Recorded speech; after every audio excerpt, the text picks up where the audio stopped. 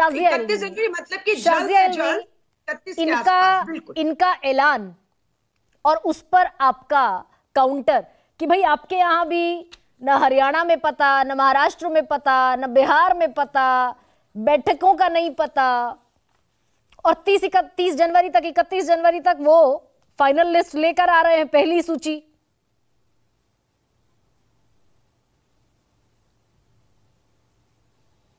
देखिए ये लोग क्या कब कहते हैं, कब बदल जाते हैं, किसी को मालूम नहीं। और क्या हम इनकी संजीदगी से भी ले सकते हैं इनकी बात को, लेकिन चलिए 1 मिनट मान भी लिया जाए कि ये जो है पहली लिस्ट लेकर आ रहे हैं, जो सिर्फ जिसके बारे में सिर्फ इनको पता है। ना तो अलका लांबा जी के अलावा कांग्रेस में किसी को इसकी जानकारी है, ना तो आम आदमी पार्टी में किसी को जानकारी है, ना आरजेडी में इसको जानकारी है, ना इसकी जानकारी टीएमसी में है, ना इसकी जानकारी शायद अधीर रंजन चौधरी को भी है।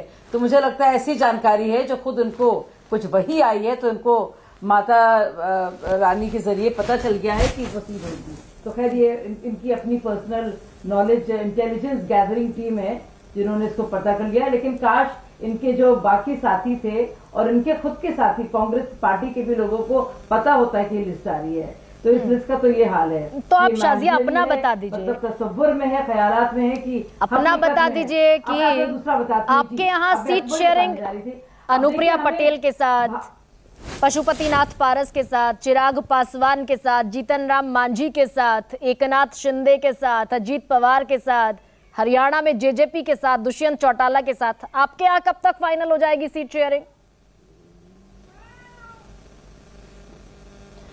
देखिए हमें बहुत जल्दी ही आपको पता चलेगा कि हमें इस तरह के ना तो बयानात करने पड़ते हैं, और जब बयान आते भी हैं तो किसी को किसी से दुश्वारी नहीं होती है।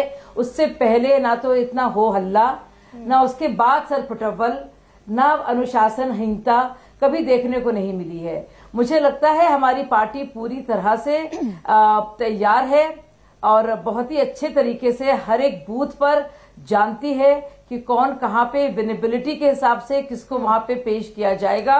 और कभी भी जहां तक बात है साथ मिलकर लड़ने की, हमें कोई भी दुश्वारी ना तो पहले पेश आई है ना अब पेश आई नहीं। लेकिन शाजिया इल्मी इतने बड़े, आप कैसे कह रही हैं कि दुश्वारी कोई नहीं हुई? बड़े एहतराम से कह रही हूँ मैं आपसे, बड़े एहतराम से। अभी आप बिहार का सबसे बड़ा अलाई छोड़कर चला जाता है, जेडीयू छोड़ देती है। पंजाब में सुन लीजिए, एक सवाल सुन लीजिए, आप कह रही हैं दुश्वारियां नहीं है। बिहार में जेडीयू छोड़कर चला गया, पंजाब में अकाली दल, शिरोमणि अकाली दल छोड़कर चला गया। चाहे एलजेपी हो, चाहे अपना दल हो, आपने कभी सुना भी नहीं होगा कि उन्होंने भाजपा के साथ कोई भी ऐसी इस तरह की बात छेकी हो या कोई भी तरह के आक्षेप लगाए हो। नहीं तो अब मेरा सवाल सुन लीजिए शाजिया, तमिलनाडु में एआईएडीएमके छोड़कर चला गया आपको, शिरोमणि अकाली दल पंजाब में छोड़कर चला गया, बिहार में जेडीयू छोड़कर चली गई, और हरियाणा में आप कह रहे हैं कि जेजेपी को एक भी सीट नहीं देंगे, 10 की 10 पर लोकसभा चुनाव आप लड़ेंगे। आप कह रही हैं दुश्वारियां नहीं है। जीतन राम मांझी कह रहे हैं कि जमुई हमको चाहिए। गरिमा जी आपको अभी पता चला इस बात का?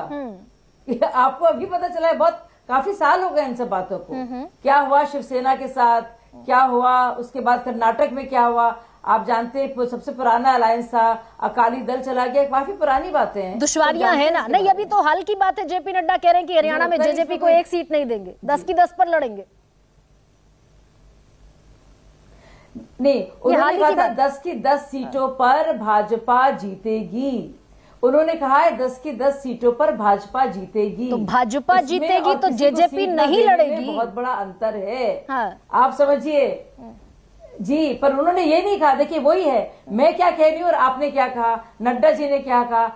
नड्डा जी ने साफ कहा, मैं दर्शकों को बता दूं कि भाजपा और एनडीए 10 की 10 में जीतेगा। अब हमारी एंकर साहिबा क्या कह रही है कि जेजेपी को एक भी सीट नहीं। शाजिया गोथ्रू कर लीजिए, शाजिया गोथ्रू कर लीजिए कि जेपी नड्डा ने क्या कहा, एक बार गोथ्रू कर लीजिए, आप कंफर्म कर लौटिए मेरे पास। जेपी नड्डा ने यही कहा कि 10 की 10 सीटें बीजेपी जीतेगी और हम लड़ेंगे, हम अकेले चुनाव लड़ेंगे। खैर विनीत सिंह, मैं भी कह रही हूँ, विनीत सिंह अभी तक तो चेहरे पर मुस्कुराहटें हैं। ठीक है शाजिया, वही तो मैं कह रही हूँ।